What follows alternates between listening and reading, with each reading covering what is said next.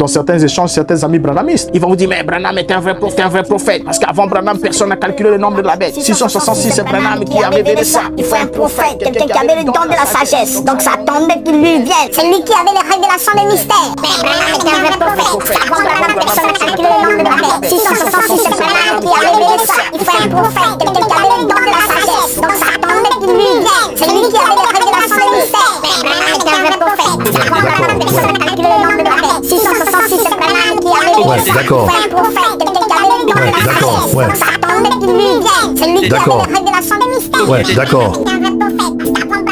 Ouais, d'accord, ouais. C'est l'expression. Quand cela sort d'une brebis, on comprend que la brebis n'est brute que dans le périmètre tracé par son berger. Mais quand cela sort d'un prédicateur, on comprend juste que c'est un homme paresseux qui ne sait pas, qui passe son temps à se ressourcer uniquement de ce que dit William Branham, mais qui ne prend pas le temps de chercher le verbe pâturage.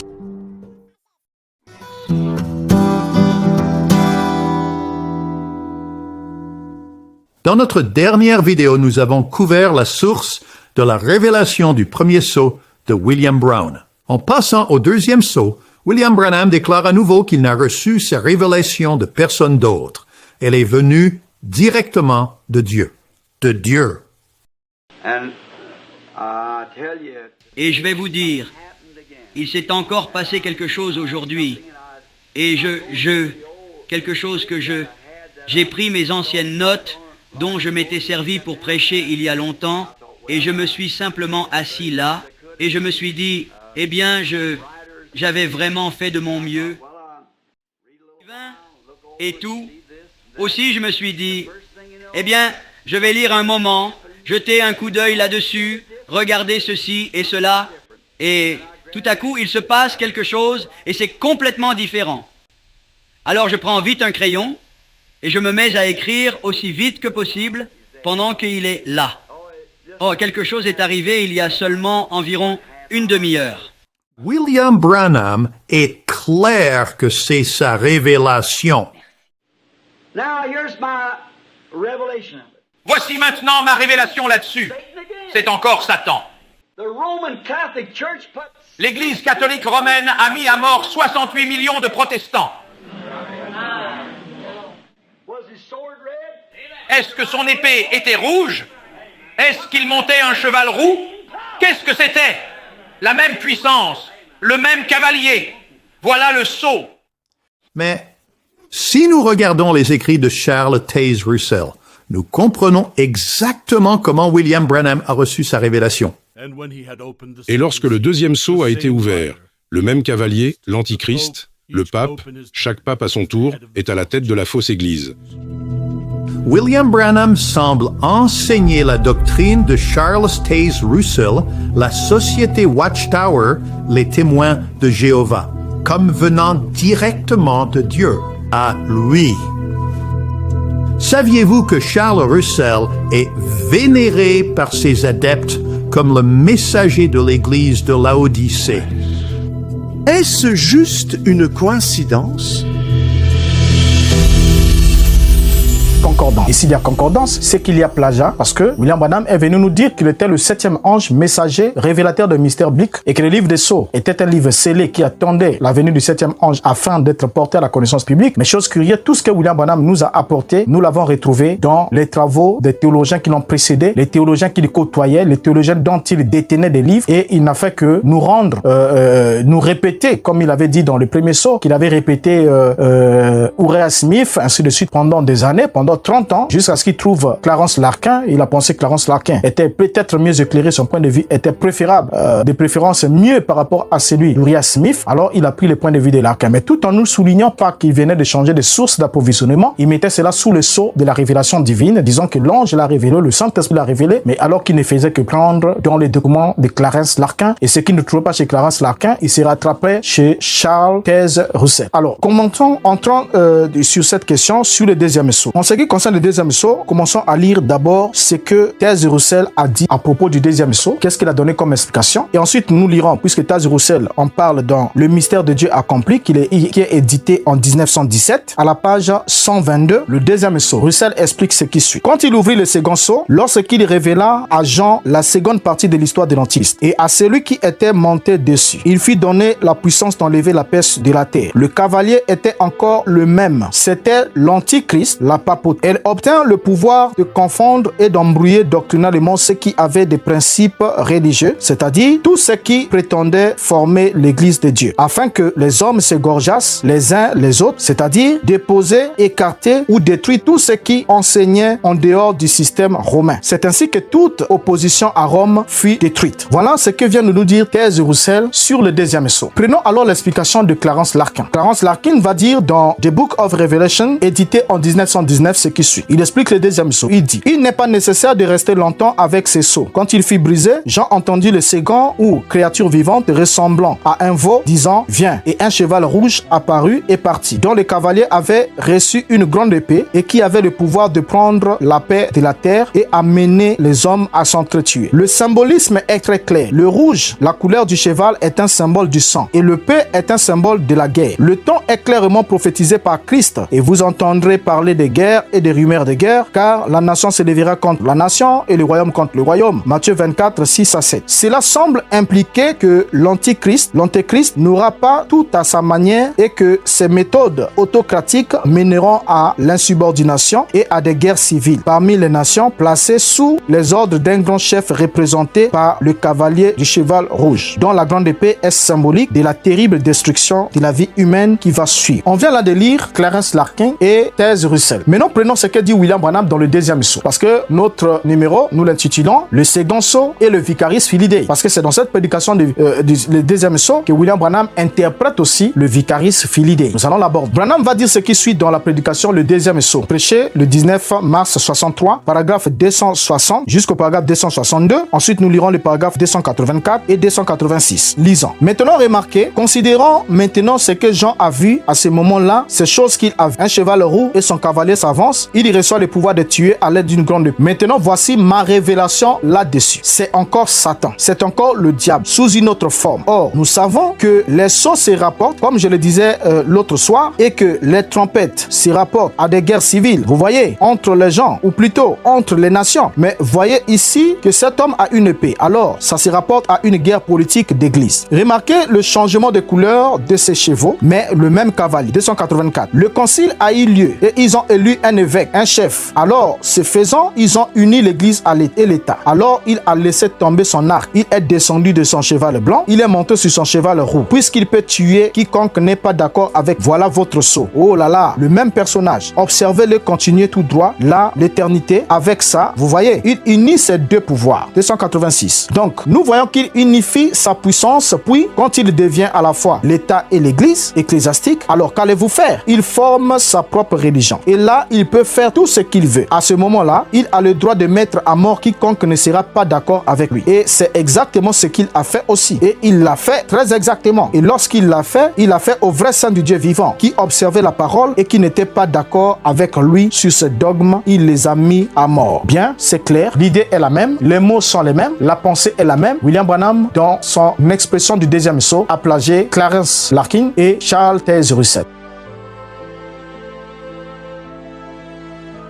Mais non, pour la suite, toujours dans ces sermons du sceau, du deuxième sceau, les branhamistes sont nombreux à croire que leur prophète était divinement inspiré et il était doté du don de la connaissance, selon Apocalypse 13, 18, qui demandait que celui qui avait l'intelligence et la sagesse puisse calculer le nombre de la bête et que ce serait un nombre d'hommes. Et selon les branhamistes, c'est Branham qui aurait accompli cette écriture en démontrant que le Vicarius Filii Dei donne 666, la marque ou encore le nombre de la bête. Et cette réflexion, c'est ce que certains branhamistes, en bon ignorant, projettent parce que c'est ce qu'on leur dit, c'est ce que le prédicateur leur en dit. Et comme c'est des pasteurs paresseux aussi, qui n'ont pas le temps de fouiller, de chercher à découvrir si William Branham était le premier à parler de ces sujets, ou bien si il en a parlé en seconde main, ils ont aussi prêché que William Branham est celui qui avait reçu le don de la sagesse pour calculer le nombre de la bête dans le nom Vicaris Filii. Et ils ont commencé à le proclamer et à le soutenir mordicus, au point où, quand vous rencontrez même dans certains échanges, certains amis branhamistes, ils vont vous dire, mais Branham est un vrai prophète, parce qu'avant Branham, personne n'a calculé le nombre de la bête. 666, c'est Branham qui a révélé ça. Il faut un prophète, quelqu'un qui avait le don de la sagesse. Donc ça attendait qu'il lui vienne. C'est lui qui avait les révélations des mystères. C'est l'expression. Quand cela sort d'une brebis, on comprend que la brebis n'est broute que dans les périmètres tracés par son berger. Mais quand cela sort d'un prédicateur, on comprend juste que c'est un homme paresseux qui ne sait pas, qui passe son temps à se ressourcer uniquement de ce que dit William Branham, mais qui ne prend pas le temps de chercher les verts pâturages.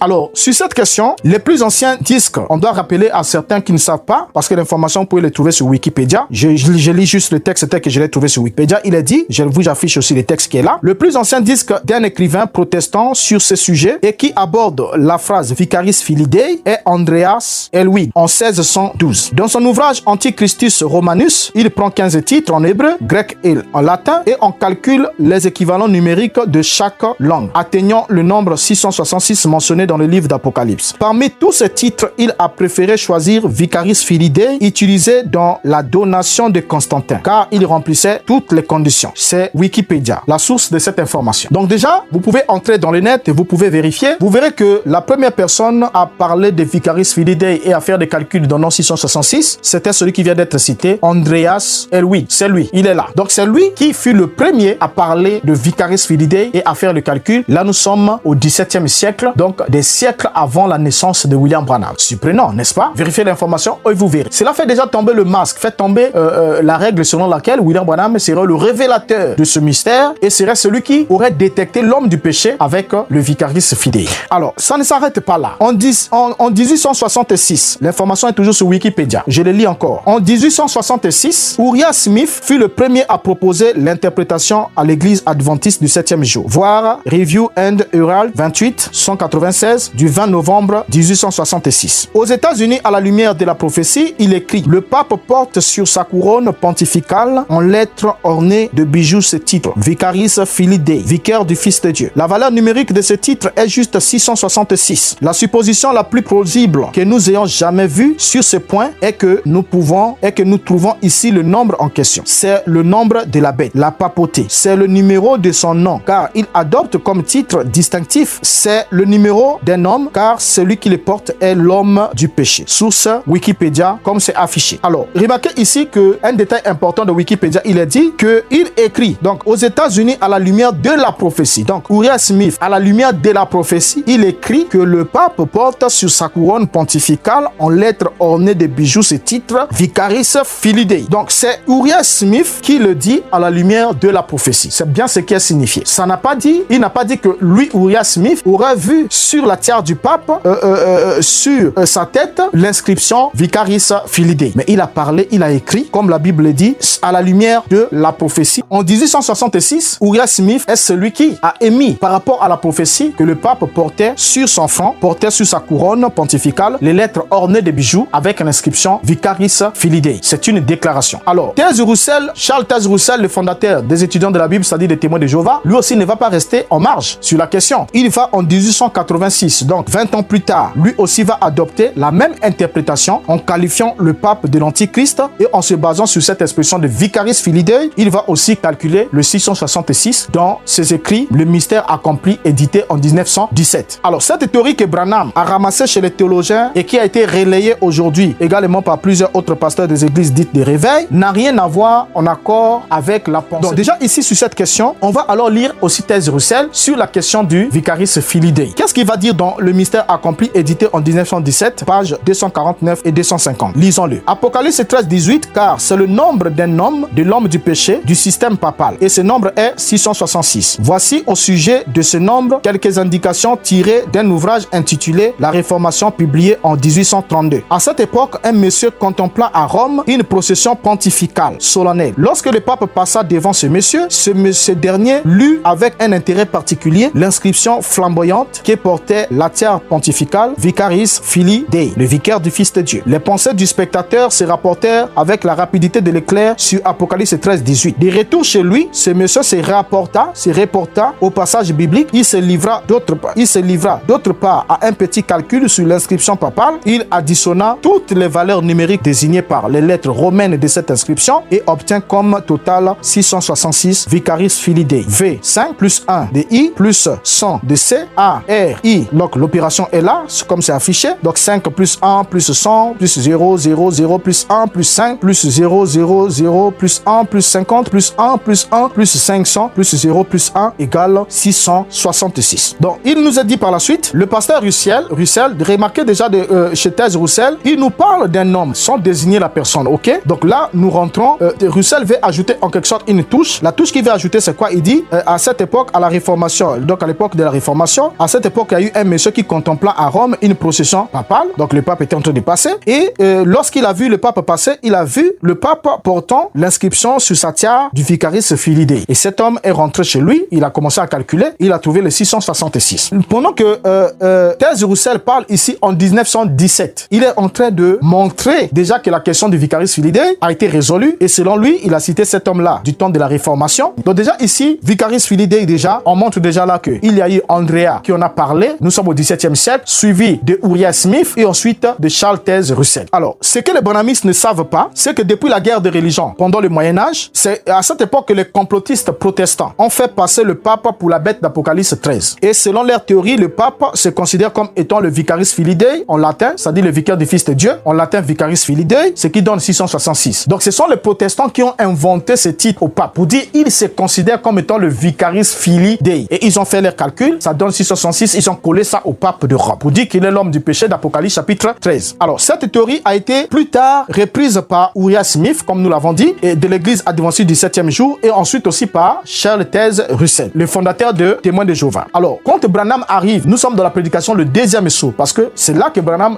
utilise cet argument, et lui aussi répète ce qui a déjà été dit par les précédents. Ce que les branhamistes ne savent pas, c'est qu'on leur a menti, parce que moi aussi, je suis parmi les menteurs, et j'ai aussi enseigné ça, que William Branham est le dépositaire du don de la sagesse et de la connaissance, c'est lui qui a calculé le nombre de la bête, avant lui personne ne l'a fait, et donc c'est lui qui a déniché l'homme du péché, donc il est l'homme de la situation, il est celui qu'on attendait, il est le prophète et révélateur, il est le 7e ange, il est tout. Et c'est resté même jusqu'à cette date dans la tête de plusieurs brebis qui jusqu'à la date d'aujourd'hui, d'autres, c'est maintenant là qu'ils découvrent que réellement Branham les avait trompés en se faisant passer pour révélateur de ce nombre, que celui qui en a reçu la révélation, c'était resté mystérieux pendant longtemps, personne ne pouvait calculer ça, mais lui on a reçu la révélation, alors que ce n'est qu'un mensonge. Lisons maintenant William Branham sur la question du Vicaris Filii. Qu'est-ce que lui va nous dire dans la prédication, le deuxième saut, puisque nous sommes parlons du deuxième saut, démontrons son plagiat. Deuxième saut, prêché le 19 mars 63, paragraphe 265 et 266. Disons William Branham. Mais lorsque ce terrible esprit séducteur, oh là là, s'est incarné, l'esprit incarné, cet esprit de doctrine s'est incarné dans un homme pour prendre la place de Christ. Alors, il lui faut être adoré, devenir un objet d'adoration comme Christ. Comment dit, autrement dit là-bas, au Vatican, je me suis rendu juste là. Il est écrit Vicaris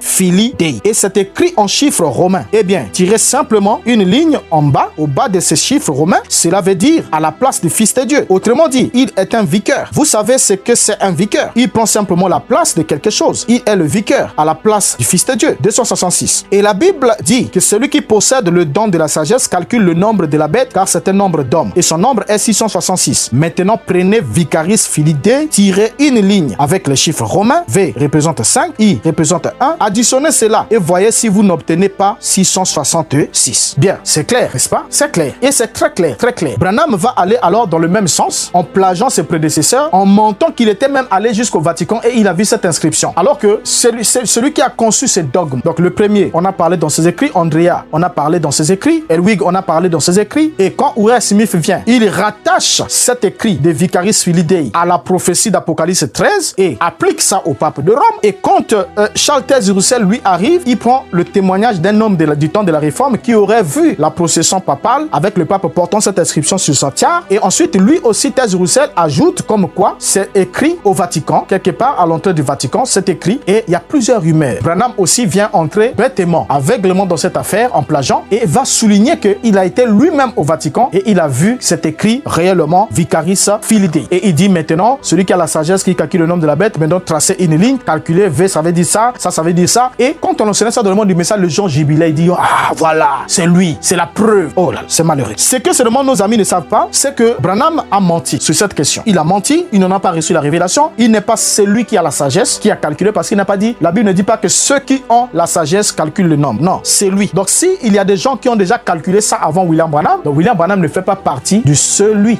Donc c'est celui, pas ceux, c'est celui. Donc c'est un seul individu. Quand un seul calcul, le reste là commence à suivre. Donc quand déjà Andrea Elwig, depuis le XVIIe siècle, a fait ce calcul-là et a attribué, a pris cette connotation, dotation de Constantin, et il l'a conservé, il a calculé. Ensuite, Uriah Smith est venu, il a pris ça, il a appliqué ça prophétiquement au pape de Rome. Et alors, Taz Roussel vient aussi, il emboîte les pas, il ajoute même que c'est écrit là-bas à Rome. Mais, chose curieuse, et vous pouvez le vérifier de toutes les manières, il n'y a pas une pareille inscription de Vicaris Filii à Rome ou au Vatican. C'est écrit nulle part. Curieux, hein, n'est-ce pas? Et à ce point, sur ce point, il y a même eu des confessions, il y a même eu des prédicateurs protestants, donc qui ont été assez honnêtes, qui ont témoigné, des grands experts, qui ont rendu témoignage que c'était un mensonge que nous avons utilisé pendant un temps, parce que réellement, aucune tiare du pape, aucun pape ne porte cette inscription de Vicaris Filii, et cela ne fait même pas partie des titres canoniques ou officiels de la désignation du pape de Rome. Remarquez ensemble, la question maintenant qu'on peut se poser sur cette question, c'est quoi? Que, chers amis branhamistes, prédicateurs, adeptes, croyants, qui que vous soyez, que vous puissiez nous dire courageusement, en toute honnêteté, où est-ce que Branham avait lu le titre de Vicaris Filii? Où est-ce qu'il avait lu cela? Ok? Première question. En quelle année avait-il lu ce titre? Et deuxièmement, et quel était le pape qui avait porté la tiare comportant cette mention? Parce qu'aujourd'hui, avec le net, chose que Branham n'a pas vu venir, avec le net, nous avons la possibilité de vérifier toutes les tiares portées par les papes. Vous pouvez aussi les faire, vous-même aussi personnellement. Vous verrez, au fait, nous attendons la réponse sûrement. Il y a quelqu'un qui nous dira quel est le pape qui la porte. Parce que quand William Branham était là, c'est Pie VI, je crois bien, sauf erreur, qui était pape. Donc on va vérifier la tiare portée par le pape Pie VI pour voir si cette tiare portait l'inscription du Vicaris Filii. Ok? Alors, vérifiez et apportez-nous la réponse en commentaire, avec image, avec évidence, et les gens seront édifiés. Mais d'abord, un élément important est que vous puissiez enlever d'abord dans votre esprit que William Branham est le révélateur, celui qui a reçu la révélation de calculer le nombre de la bête, parce qu'il n'en est pas le révélateur, il n'en est que le plagiaire, le répétiteur des travaux des autres. Et on va quand même terminer ici pour lire la déclaration qu'il va faire dans la 70e semaine de Daniel, au paragraphe 184. 70e semaine de Daniel, prêché le 6 août 61, paragraphe 184, il dit ce qui suit. Maintenant, on pourrait retourner ici dans Apocalypse 13 et vous montrer que cet homme est assis sur une ville, dans une ville, et que cette ville se trouve sur cette colline. Et le nombre de la bête, c'est 666, écrit dans l'alphabet latin. L'alphabet romain 666, c'est Vicaris Filii, ce qui veut dire à la place du Fils de Dieu. Sur le trône du pape, et il a une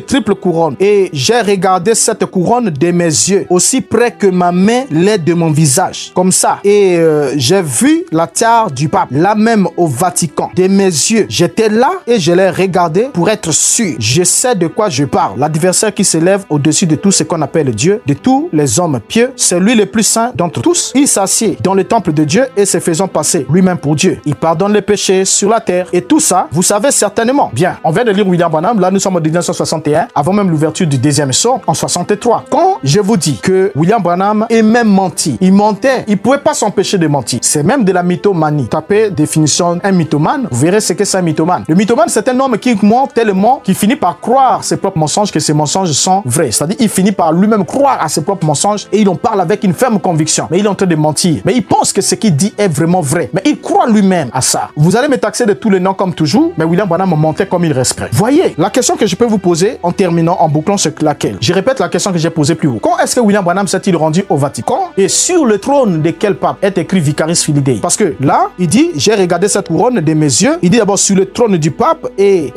voilà. Donc il emmène d'abord sur le trône, il dit et sur le trône du pape et il y a il s'arrête, il a une triple couronne et j'ai regardé cette couronne de mes yeux aussi près de ma main, l'un de mon visage comme ça et j'ai vu la tiare du pape, la même au Vatican de mes yeux. J'étais là et je l'ai regardé pour être sûr, je sais de quoi je parle. Mais dans les tiares originaux, vous pouvez vérifier dans les sources véritables, vous verrez que aucune tiare, parce que Branham était à l'époque, je crois, de Pie VI. Pie VI ne portait pas une tiare qui portait une inscription de Vicaris Filii. Et même les papes qui sont venus bien avant, personne n'a porté cela. C'est écrit ni sur le trône du pape, ni sur un mur ou l'entrée du Vatican. C'est écrit nulle part. Vérifiez, il n'y a pas une inscription pareille de Vicaris Filii. Et Vicaris Filii n'est pas l'un des titres canoniques du pape de Rome. Il est le Vicaris Christi et non le Vicaris Filii. Alors, je vous dis au revoir pour ce numéro si vous avez compris qu'il y a eu plagiat du deuxième sceau. Et dans ce deuxième sceau, vous avez compris aussi que Vicaris Filii ou la marque de la bête ou le nombre de la bête n'est pas l'œuvre de Branham, mais Branham n'a fait que répéter, redire ce qui a déjà été dit par ceux qui sont venus et même corriger qu'ils avaient menti, mais pour le message du temps de la fin, c'est encore resté dans les bandes parce que Branham l'a dit. Alors je vous dis au revoir et vous souhaite bien de bonnes choses. Vous donne rendez-vous pour un autre numéro sur notre chaîne. Jusqu'à là, ma prière, que Dieu vous garde et que vous sachiez prendre les décisions qui s'imposent. Vous n'êtes pas continuer à se laisser tromper tout le temps. On peut vous tromper pendant assez de temps, mais vous n'êtes pas obligé de vous laisser tromper tout le temps. Au revoir, à la prochaine. Je dois partir d'ici, tu dois partir d'ici, et si je pars en faux prophète, je perdrai mon âme et la tienne avec moi. Je dois partir d'ici, tu dois partir d'ici, et si je pars en faux prophète, je perdrai mon âme et la tienne avec moi.